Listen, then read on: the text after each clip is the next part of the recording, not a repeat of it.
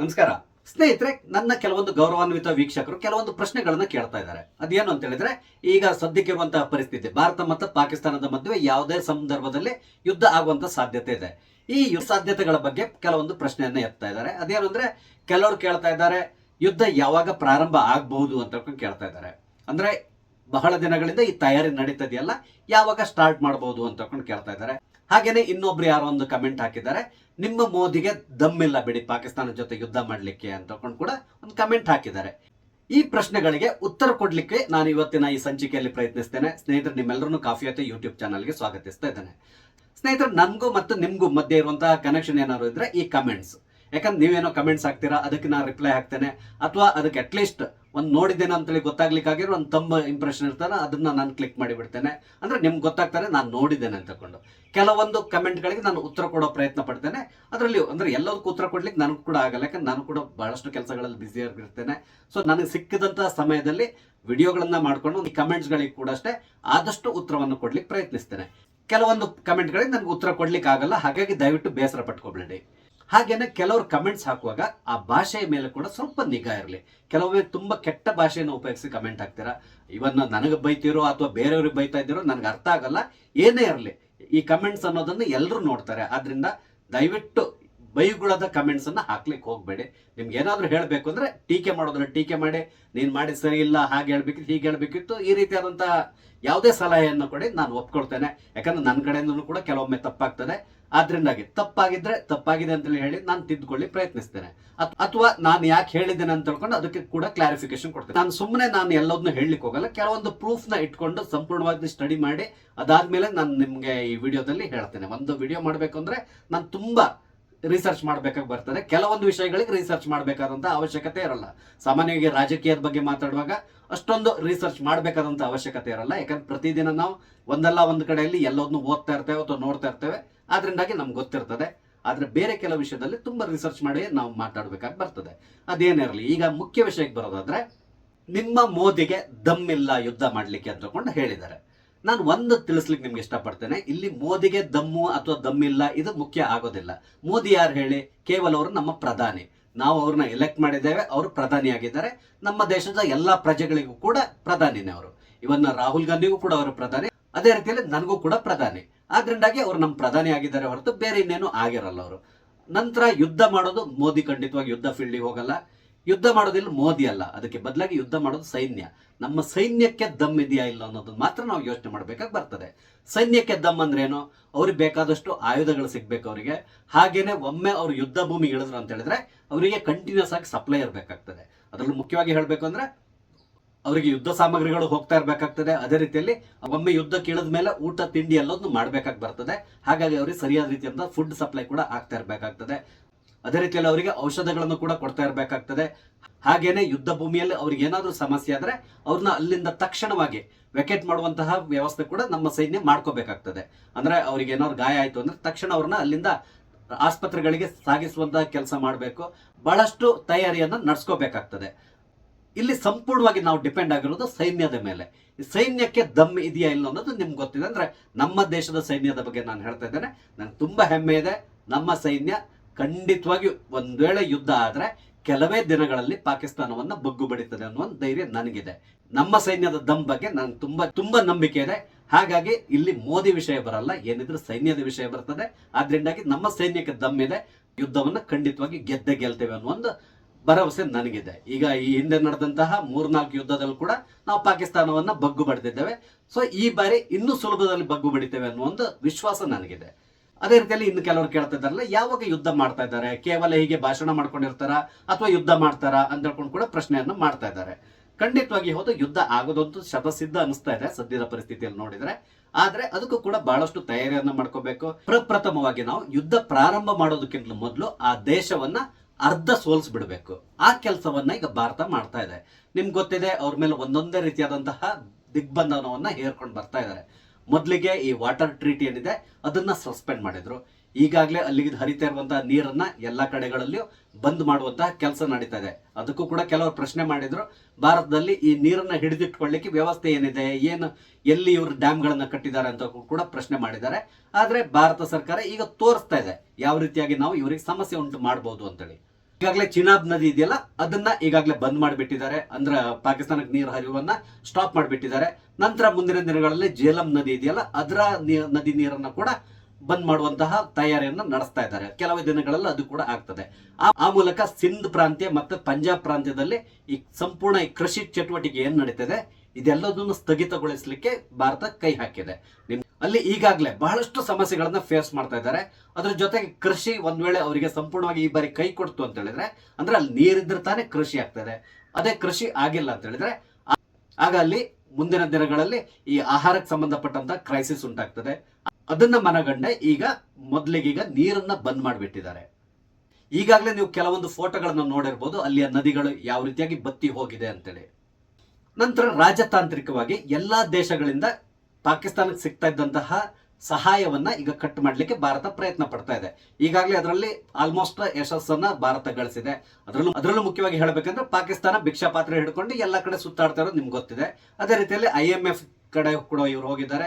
IMF ಇಂದ ಇವರಿಗೆ ಒಂದಿಷ್ಟು ಹಣ ಸ್ಯಾಂಕ್ಷನ್ ಆಗಿದೆ. ಅದು ಪಾರ್ಟ್ ಬೈ ಪಾರ್ಟ್ ರಿಲೀಸ್ ಆಗ್ತಾ ಇದೆ. ಈಗ ಏನಾಗಿದೆ, ಮುಂದಿನ ಕಂತು ಅವ್ರಿಗೆ ಬರುವಂತಹ ಸಾಧ್ಯತೆಗಳಿದೆ.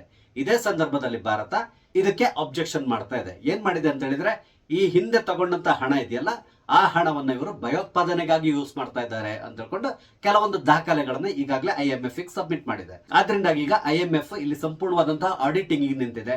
ಕೊಟ್ಟಂತ ಹಣವನ್ನ ನೀವು ಯಾವ ರೀತಿ ಖರ್ಚು ಮಾಡಿದ್ದೀರಾ ಅಂತಕೊಂಡು ಸಂಪೂರ್ಣವಾದಂತಹ ಡೀಟೇಲ್ಸ್ ಕೊಡಿ ಅಂತಕೊಂಡು ಕೇಳ್ತಾ ಇದ್ದಾರೆ. ಅದಕ್ಕೆ ಸಂಬಂಧಪಟ್ಟಂತೆ ಈಗಾಗಲೇ ಬಹಳಷ್ಟು ಮೀಟಿಂಗ್ಗಳು ನಡೀತಾ ಇದೆ. ಒಂದ್ ವೇಳೆ ಇಲ್ಲಿ ಪಾಕಿಸ್ತಾನ IMF ಗೆ ಸರಿಯಾದ ರೀತಿಯಲ್ಲಿ ಮನವರಿಕೆ ಮಾಡೋದ್ರಲ್ಲಿ ವಿಫಲ ಆದ್ರೆ ಖಂಡಿತವಾಗಿ ಅವ್ರು ಬರುವಂತಹ ಹಣ ಸ್ಟಾಪ್ ಆಗಿ ಹೋಗ್ತದೆ. ಪಾಕಿಸ್ತಾನದಲ್ಲಿ ಈಗಾಗಲೇ ಪರಿಸ್ಥಿತಿ ಹೇಗಿದೆ ಅಂತ ಹೇಳಿದ್ರೆ, ಈ ಟ್ಯಾಂಕ್ಗಳಿಗಿರ್ಬಹುದು ಅಥವಾ ಸೇನಾ ವಾಹನಗಳಿಗೆ ಹಾಕ್ಲಿಕ್ಕೆ ಡೀಸೆಲ್ ಕೂಡ ಇಲ್ಲ. ಆ ಪರಿಸ್ಥಿತಿಯಲ್ಲಿ ಇದ್ದಾರೆ ಅವರು. ಅಂದ್ರೆ ಡೀಸೆಲ್ ಬೇಕು ಅಂದ್ರೆ ಪರ್ಚೇಸ್ ಮಾಡ್ಬೇಕು. ಪರ್ಚೇಸ್ ಮಾಡ್ಲಿಕ್ಕೂ ಕೂಡ ಅವ್ರ ಕೈಲಿ ಸದ್ಯಕ್ಕೆ ಹಣ ಇಲ್ಲ. ಆ ರೀತಿಯಾದಂತಹ ಪರಿಸ್ಥಿತಿಯಲ್ಲಿದೆ. ಅದೇ ರೀತಿಯಲ್ಲಿ ಇನ್ನೊಂದು ಪ್ರಯತ್ನಕ್ಕೆ ಭಾರತ ಕೈ ಹಾಕಿದೆ. ಅದೇನಂದ್ರೆ FATF ಅಂತ ತಗೊಂಡಿದ್ಯಲ್ಲ ಅದರ ಗ್ರೇ ಲಿಸ್ಟ್ಗೆ ಪಾಕಿಸ್ತಾನವನ್ನ ಸೇರಿಸಲಿಕ್ಕೆ ಸತತ ಪ್ರಯತ್ನವನ್ನ ಪಡ್ತಾ ಇದೆ. ಅಂದ್ರೆ ಮೊನ್ನೆ ನಡೆದಂತಹ ಉಗ್ರ ದಾಳಿ ಇದೆಯಲ್ಲ ಇದರ ಹಿನ್ನೆಲೆ ಏನು ಎಲ್ಲದನ್ನು ಈಗಾಗಲೇ ಸಂಪೂರ್ಣವಾದಂತಹ ಸಾಕ್ಷ್ಯಗಳನ್ನು ಸಂಗ್ರಹ ಮಾಡ್ತಾ ಇದೆ. ಇದೆಲ್ಲದನ್ನು ಈಗ FATF ಕೊಟ್ಟು ಅದರ ಮುಖಾಂತರ ಪಾಕಿಸ್ತಾನ ಯಾವ ರೀತಿಯಾದಂತಹ ಕೃತ್ಯಗಳನ್ನ ಮಾಡ್ತಾ ಇದೆ ಅಂತ ತಕೊಂಡು ಅವ್ರನ್ನ ಕನ್ವಿನ್ಸ್ ಮಾಡಿದ್ರೆ ಅವರು ತಕ್ಷಣ ಪಾಕಿಸ್ತಾನವನ್ನ ಗ್ರೇ ಲಿಸ್ಟಿಗೆ ಹಾಕ್ತಾರೆ. ಒಮ್ಮೆ ಗ್ರೇ ಲಿಸ್ಟಿಗೆ ಹೋಯ್ತು ಅಂತ ಹೇಳಿದ್ರೆ ಪಾಕಿಸ್ತಾನ ಇವರಿಗೆ ಸಿಗ್ಬೇಕಾದಂತಹ ಯಾವುದೇ ಹಣ ಸಹಾಯ ಇದೆಯಲ್ಲ, ಈ ಬ್ಯಾಂಕ್ಗಳಿಂದ ಇರ್ಬೋದು, ಬೇರೆ ಬೇರೆ ಇಂಟರ್ನ್ಯಾಷನಲ್ ಬ್ಯಾಂಕ್ಸ್ಗಳಿಂದ ಸಾಲ ತಗೊಳ್ತಾರಲ್ಲ ಇವರು, ಅದೆಲ್ಲದು ಇನ್ಕ್ಲೂಡಿಂಗ್ IMF ಸಂಪೂರ್ಣವಾಗಿ ಸ್ಟಾಪ್ ಆಗಿ ಹೋಗ್ತದೆ. ಆ ಮುಖಾಂತರ ಪಾಕಿಸ್ತಾನಕ್ಕೆ ಚೀನಾ ಏನಾದ್ರೂ ಇವರಿಗೆ ಹಣ ಸಹಾಯ ಮಾಡಿದ್ರೆ ಮಾಡ್ಬೋದೇ ಹೊರತು ಬೇರೆ ಎಲ್ಲಿಂದನೂ ಕೂಡ ಇವರಿಗೆ ಹಣ ಸಹಾಯ ಬರೋದಿಲ್ಲ. ಇದಕ್ಕೆ ಕೂಡ ಭಾರತ ಈಗಾಗಲೇ ಕೈ ಹಾಕಿದೆ. ಆಲ್ಮೋಸ್ಟ್ ಇದರಲ್ಲಿ ಭಾರತ ಸಕ್ಸಸ್ ಆಗ್ತದೆ ಅಂತೇಳಿ ಎಲ್ಲರೂ ಈ ತಜ್ಞರಿದ್ದಾರಲ್ಲ ಅವರೆಲ್ಲರೂ ಹೇಳ್ತಾ ಇದ್ದಾರೆ. ಪಾಕಿಸ್ತಾನದಲ್ಲಿ ನಿಮ್ಗೆ ಗೊತ್ತಿದೆ ಅವ್ರು ಏನನ್ನೂ ಕೂಡ ಮಾಡೋದಿಲ್ಲ, ಮ್ಯಾನುಫ್ಯಾಕ್ಚರ್ ಮಾಡಲ್ಲ. ಅವ್ರು ಚೀನಾವನ್ನ ಡಿಪೆಂಡ್ ಆಗಿದ್ದಾರೆ ಕೆಲವುದಕ್ಕೆ, ಇನ್ನು ಕೆಲವುದಕ್ಕೆ ಭಾರತವನ್ನ ಡಿಪೆಂಡ್ ಆಗಿದ್ದಾರೆ. ಆದ್ರೆ ಭಾರತ ಮತ್ತು ಪಾಕಿಸ್ತಾನದ ನಡುವೆ ನಡೀತಾ ಇರುವಂತಹ ವ್ಯವಹಾರ ಈ ಹಿಂದೆನೇ ಸ್ಟಾಪ್ ಆಗಿ ಹೋಗಿದೆ. ಕೂಡ ಭಾರತದ ಹಲವಾರು ವಸ್ತುಗಳು ಇವ್ರ ಕಡೆ ಹೋಗ್ತದೆ, ಅಂದ್ರೆ ಪಾಕಿಸ್ತಾನಕ್ಕೆ ಎಕ್ಸ್ಪೋರ್ಟ್ ಆಗ್ತಾ ಇದೆ. ಅದು ಯಾವ ರೀತಿ ಹೋಗುತ್ತೆ ಅಂದ್ರೆ ಭಾರತದಿಂದ ಸೌದಿಗೆ ಹೋಗ್ತದೆ. ಅಂದ್ರೆ ದುಬೈ ಇರ್ಬೋದು ಅಥವಾ ಸೌದಿ ಅರೇಬಿಯಾ ಇರ್ಬೋದು, ಈ ರೀತಿ ಕೆಲವೊಂದು ದೇಶಗಳಿಗೆ ಹೋಗ್ತದೆ. ಆ ದೇಶಗಳಿಂದ ಅದು ಹಲಾಲ್ ಆಗಿ ನಂತರ ಪಾಕಿಸ್ತಾನಕ್ಕೆ ಹೋಗ್ತದೆ. ಅಂದ್ರೆ ಇಂಡೈರೆಕ್ಟ್ ಆಗಿ ಪಾಕಿಸ್ತಾನಕ್ಕೆ ಹೋಗುತ್ತೆ. ಅದೇ ರೀತಿಯಲ್ಲಿ ಪಾಕಿಸ್ತಾನದಿಂದ ಕೂಡ ಕೆಲವೊಂದು ವಸ್ತುಗಳು ಭಾರತಕ್ಕೆ ಬರ್ತದೆ. ಅದು ಕೂಡ ಅಷ್ಟೇ ಇಂಡೈರೆಕ್ಟ್ ಆಗಿ ಪಾಕಿಸ್ತಾನದಿಂದ ಭಾರತಕ್ಕೆ ಬರ್ತಾ ಇದೆ. ಈಗ ಏನ್ ಮಾಡಿದ್ದಾರೆ ಅಂದ್ರೆ ಈ ಡೈರೆಕ್ಟ್ ಮತ್ತು ಇಂಡೈರೆಕ್ಟ್ ಎರಡನ್ನೂ ಕೂಡ ಕಂಪ್ಲೀಟ್ ಆಗಿ ಸ್ಟಾಪ್ ಮಾಡಿಸ್ಬಿಟ್ಟಿದ್ದಾರೆ. ಅದರಲ್ಲೂ ಮುಖ್ಯವಾಗಿ ಇಲ್ಲಿ ಪಾಕಿಸ್ತಾನಕ್ಕೆ ಬೀಳ್ತಿರುವಂತಹ ಬಹುದೊಡ್ಡದಾದಂತಹ ಹೊಡೆತ ಏನು ಅಂದ್ರೆ ಮೆಡಿಸಿನ್ಸ್ಗೆ ಸಂಪೂರ್ಣವಾಗಿ ಪಾಕಿಸ್ತಾನ ಭಾರತವನ್ನೇ ಡಿಪೆಂಡ್ ಆಗಿತ್ತು. ಭಾರತದಿಂದ ದುಬೈಗೆ ಹೋಗ್ತಾ ಇತ್ತು ಮೆಡಿಸಿನ್ಸ್, ದುಬೈಯಿಂದ ಪಾಕಿಸ್ತಾನಕ್ಕೆ ಹೋಗ್ತಾ ಇತ್ತು. ಈಗ ಅದು ಸಂಪೂರ್ಣವಾಗಿ ಸ್ಟಾಪ್ ಆಗ್ತಾ ಇದೆ. ಪಾಕಿಸ್ತಾನದ ಮೆಡಿಕಲ್ ಶಾಪ್ಗಳಲ್ಲಿ ಪರಿಸ್ಥಿತಿ ಹೇಗಿದೆ ಅಂದ್ರೆ ಅವ್ರಿಗೆ ಬೇಕಾದಂತಹ ಒಂದು ಸಣ್ಣ ಸಣ್ಣ ಮೆಡಿಸಿನ್ಗಳು ಕೂಡ ಅಲ್ಲಿಗೆ ಸದ್ಯಕ್ಕೆ ಸಿಗ್ತಾ ಇಲ್ಲ. ಅವರಿಗೆ ಮೆಡಿಸಿನ್ ಸಿಗ್ತದೆ, ಬೇರೆ ಕಡೆಯಿಂದ ಅವ್ರು ತರಿಸ್ಕೊಳ್ಬಹುದು, ಆದ್ರೆ ಅದು ಅತ್ಯಂತ ದುಬಾರಿ ಆಗ್ತದೆ. ಆದ್ರಿಂದಾಗಿ ಪಾಕಿಸ್ತಾನ ಆಗ್ಲೇ ಹೇಳಿದ್ನಲ್ಲ, ಹಣ ಇಲ್ಲದೇನೆ ಒದ್ದಾಡ್ತಾ ಇರುವಂತಹ ಪಾಕಿಸ್ತಾನ ಇನ್ನು ಈ ಮೆಡಿಸಿನ್ಗೆ ಎಲ್ಲಿಂದ ದುಡ್ಡು ತರ್ತಾರೆ. ಈ ಮುಖಾಂತರ ಕೂಡ ಪಾಕಿಸ್ತಾನ ಸಂಪೂರ್ಣವಾಗಿ ಈಗ ಸೋತು ಸುಣ್ಣ ಆಗಿ ಹೋಗಿದೆ. ಇದರ ಜೊತೆಯಲ್ಲಿ ಅಂತಾರಾಷ್ಟ್ರೀಯ ಮಟ್ಟದಿಂದ ಪಾಕಿಸ್ತಾನಕ್ಕೆ ಯಾವುದೇ ರೀತಿಯಾದಂತಹ ಸಹಾಯ ಸಿಗಬಾರ್ದು, ಆ ರೀತಿಯಾದಂತಹ ಕೆಲಸಕ್ಕೆ ಭಾರತ ಕೈ ಹಾಕಿದೆ. ಅಂದ್ರೆ ಎಲ್ಲಾ ದೇಶಗಳ ರಾಯಭಾರಿಗಳ ಹತ್ರ ಮಾತಾಡ್ತಾ ಇದ್ದಾರೆ ಅಥವಾ ಆ ದೇಶದ ಮುಖ್ಯಸ್ಥರ ಹತ್ರ ಮಾತಾಡ್ತಾ ಇದ್ದಾರೆ. ಪಾಕಿಸ್ತಾನ ಯಾವ ರೀತಿಯಾಗಿ ಭಯೋತ್ಪಾದನಾ ಚಟುವಟಿಕೆಗಳನ್ನ ಭಾರತದಲ್ಲಿ ಮಾಡ್ತಾ ಇದೆ ಅಂತ ತಕೊಂಡು ವಿತ್ ಪ್ರೂಫ್ ಮಾತಾಡ್ತಾ ಇದ್ದಾರೆ. ಆ ಮುಖಾಂತರ ಪಾಕಿಸ್ತಾನವನ್ನು ಏಕಾಂಗಿ ಮಾಡುವಂತಹ ಪ್ರಯತ್ನಕ್ಕೆ ಕೂಡ ಭಾರತ ಕೈ ಹಾಕಿದೆ. ಇದರಲ್ಲಿ ಕೂಡ ಭಾಗಶಃ ಭಾರತ ಯಶಸ್ಸನ್ನ ಗಳಿಸಿದೆ. ಇನ್ನೊಂದು ಮುಖ್ಯವಾದ ವಿಷಯ ಏನು ಅಂತ ಹೇಳಿದ್ರೆ, ಕೆಲ ತಿಂಗಳುಗಳ ಹಿಂದೆ ಅಜಿತ್ ದೋವಲ್ ಅವರು ಒಂದು ಹೇಳಿಕೆಯನ್ನು ಕೊಟ್ಟಿದ್ರು. ಮೋಸ್ಟ್ಲಿ ಎಲ್ಲೊಂದು ಭಾಷಣ ಮಾಡ್ತಾ ಅವರು ಹೇಳಿರುವಂತಹದ್ದು, ಒಂದ್ ವೇಳೆ ಮುಂದಿನ ದಿನಗಳಲ್ಲಿ ಈ 26/11 ಈ ಮುಂಬೈ ದಾಳಿ ನಡೀತಲ್ಲ, ಅದೇ ರೀತಿಯಾದಂತಹ ದಾಳಿ ಏನಾದ್ರೂ ಭಾರತದಲ್ಲಿ ಪಾಕಿಸ್ತಾನ ಸಂಘಟಿಸಿದ್ರೆ ಖಂಡಿತವಾಗಿ ಪಾಕಿಸ್ತಾನ ಬಲೂಚಿಸ್ತಾನವನ್ನ ಪರ್ಮನೆಂಟ್ ಆಗಿ ಕಳ್ಕೊಳ್ತದೆ ಅಂತಕೊಂಡು ಹೇಳಿದ್ರು. ಆ ಸಂದರ್ಭದಲ್ಲಿ ಬಹಳಷ್ಟು ಜನ ಟೀಕೆ ಮಾಡಿದ್ದಾರೆ ಅಥವಾ ನಗಾಡಿದ್ದಾರೆ. ಇದು ಯಾವ ರೀತಿಯಲ್ಲಿ ಇವರು ಬಲೂಚಿಸ್ತಾನವನ್ನ ಪಾಕಿಸ್ತಾನದ ಕೈಯಿಂದ ಕಸ್ಕೊಳ್ಲಿಕ್ಕೆ ಪ್ಲಾನ್ ಮಾಡ್ತಾರೆ ಅಂತ ಕೂಡ ಕೆಲವರು ಮಾತಾಡಿದ್ರು. ಆದ್ರೆ ದೋವಲ್ ಅವ್ರು ಏನ್ ಹೇಳಿದಾರೋ ಅದು ಈಗ ನಿಮ್ಗೆ ಕಾಣಿಸ್ತಾ ಇದೆ. ಬಹಳ ವರ್ಷಗಳಿಂದ ಅಲ್ಲಿ ಸ್ವಾತಂತ್ರ್ಯಕ್ಕಾಗಿ ಹೋರಾಟವನ್ನ ನಡೆಸ್ತಾ ಇದ್ರು.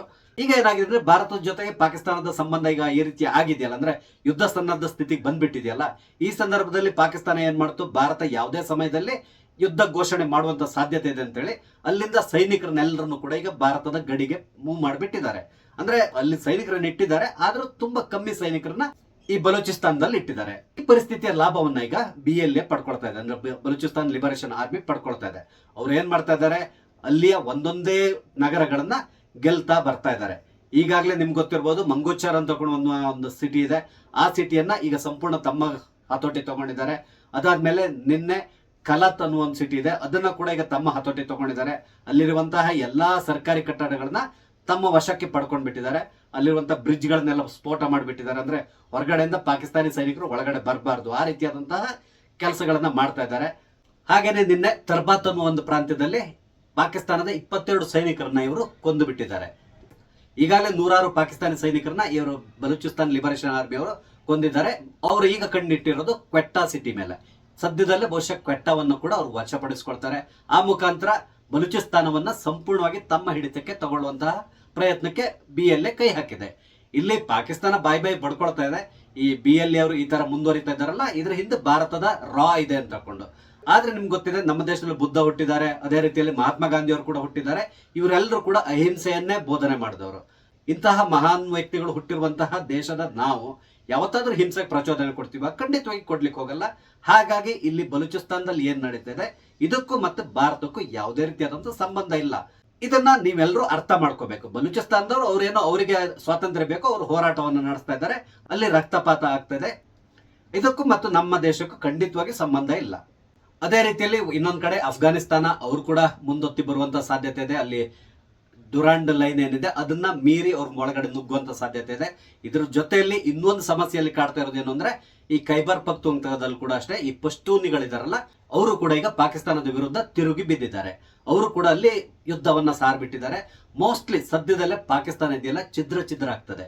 ಇದ್ರ ಮಧ್ಯದಲ್ಲಿ ಭಾರತದವರು ಯಾವಾಗ ಯುದ್ಧ ಸಾರ್ತಾರೆ ಅಂತಕೊಂಡು ಅವ್ರು ರಾತ್ರಿ ಹಗಲು ಅಂತ ಹೇಳಿದ್ರೆ ಕಾಯ್ತಾ ಕೂತಿದ್ದಾರೆ. ನಿಮ್ಗೆ ಗೊತ್ತಿದೆ, ಮೊನ್ನೆ ಒಬ್ಬ ಮಂತ್ರಿ ರಾತ್ರಿ 2 ಗಂಟೆಗೆ ಎದ್ದುಕೊಂಡು ಒಂದು ಪತ್ರಿಕಾಗೋಷ್ಠಿಯನ್ನ ಮಾಡ್ದ. ಅಂದ್ರೆ ಇನ್ನು 36 ಗಂಟೆ ಒಳಗಡೆ ಭಾರತ ನಮ್ಮ ಮೇಲೆ ದಾಳಿ ನಡೆಸ್ತದೆ ಅಂತಕೊಂಡು ಹೇಳ್ದ. ಆದ್ರೆ ನಮ್ಮವ್ರು ಆತರ ಏನು ಮಾಡ್ಲಿಕ್ಕೆ ಹೋಗಿಲ್ಲ, ಸೈಲೆಂಟ್ ಆಗೇ ಇದ್ದಾರೆ. ಇವಾಗ್ಲೂ ಕೂಡ ಯಾವುದೇ ರೀತಿಯಾದಂತಹ ಹೇಳಿಕೆಗಳನ್ನ ಕೊಡ್ತಾ ಇಲ್ಲ. ಅಂದ್ರೆ ಹೇಳಿಕೆಯನ್ನು ಕೊಡ್ತಾ ಇದ್ದಾರೆ, ನಾವು ತಕ್ಕ ಉತ್ತರವನ್ನ ಕೊಡ್ತೇವೆ ಅಂತ ಹೇಳ್ತಾ ಇದ್ದಾರೆ ಹೊರತು ಬೇರೆ ಏನು ಮಾತಾಡ್ಲಿಕ್ಕೆ ಹೋಗ್ತಾ ಇಲ್ಲ. ಆದ್ರಿಂದ ಪಾಕಿಸ್ತಾನದವ್ರು ಎಷ್ಟು ಡೆಸ್ಪರೇಟ್ ಆಗಿ ಹೋಗಿದ್ದಾರೆ ಅಂದ್ರೆ, ಅಲ್ಲಿಯ ಮಂತ್ರಿಗಳು ದಿನಕ್ಕೊಂದೊಬ್ಬರೊಬ್ಬರು ಒಂದೊಂದು ರೀತಿಯಾದಂತಹ ಹೇಳಿಕೆಯನ್ನು ಕೊಡ್ತಾರೆ.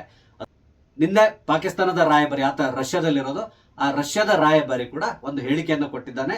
ನಮ್ಮಲ್ಲಿ ಅಣ್ವಸ್ತ್ರ ಇದೆ, ನಮ್ಮ ದೇಶವನ್ನು ಉಳಿಸ್ಕೊಳ್ಳಿಕ್ಕೆ ನಾವು ಅಣ್ವಸ್ತ್ರವನ್ನ ಭಾರತ ಮೇಲೆ ಪ್ರಯೋಗ ಮಾಡ್ತೇವೆ ಅಂತಕೊಂಡು ಹೇಳ್ತಾ ಇದ್ದಾನೆ. ಒಂದಂತೂ ತಿಳ್ಕೊಳ್ಳಿ, ಅವ್ರ ಕೈಲಿ ಖಂಡಿತವಾಗಿ ಅಣ್ವಸ್ತ್ರವನ್ನು ಪ್ರಯೋಗ ಮಾಡ್ಲಿಕ್ಕೆ ಸಾಧ್ಯ ಇಲ್ಲ. ಒಂದ್ ವೇಳೆ ಆ ತರ ಮಾಡಿದ್ರೆ ಪಾಕಿಸ್ತಾನ ನಿರ್ನಾಮ ಆಗ್ತದೆ. ಅದು ಪಾಕಿಸ್ತಾನಿಯರಿಗೂ ತುಂಬಾ ಚೆನ್ನಾಗಿ ಗೊತ್ತಿದೆ. ಇದೆಲ್ಲೋದ್ರ ಜೊತೆಯಲ್ಲಿ ಇನ್ನೋರ್ವ MP ಕೂಡ ಇವತ್ತೊಂದು ಹೇಳಿಕೆಯನ್ನು ಕೊಟ್ಟಿದ್ದಾರೆ. ಅದೇನು ಅಂದ್ರೆ, ಒಂದ್ ವೇಳೆ ಭಾರತ ಮತ್ತು ಪಾಕಿಸ್ತಾನದ ಮಧ್ಯೆ ಯುದ್ಧ ಪ್ರಾರಂಭ ಆದ್ರೆ ನಾನು ಮೊದಲು ದೇಶವನ್ನ ಬಿಟ್ಟು ಇಂಗ್ಲೆಂಡ್ಗೆ ಓಡಿ ಹೋಗ್ತೇನೆ ಅಂತೇಳಿ ಹೇಳ್ಬಿಟ್ಟಿದ್ದಾನೆ.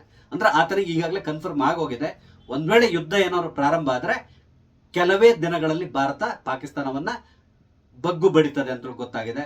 ಆದ್ರಿಂದಾಗಿ ಆತ ಈಗಾಗಲೇ ಓಡಿ ಹೋಗ್ಲಿಕ್ಕೆ ಕೂಡ ಪ್ಲಾನ್ ಮಾಡ್ಕೊಂಡಿದ್ದಾನೆ.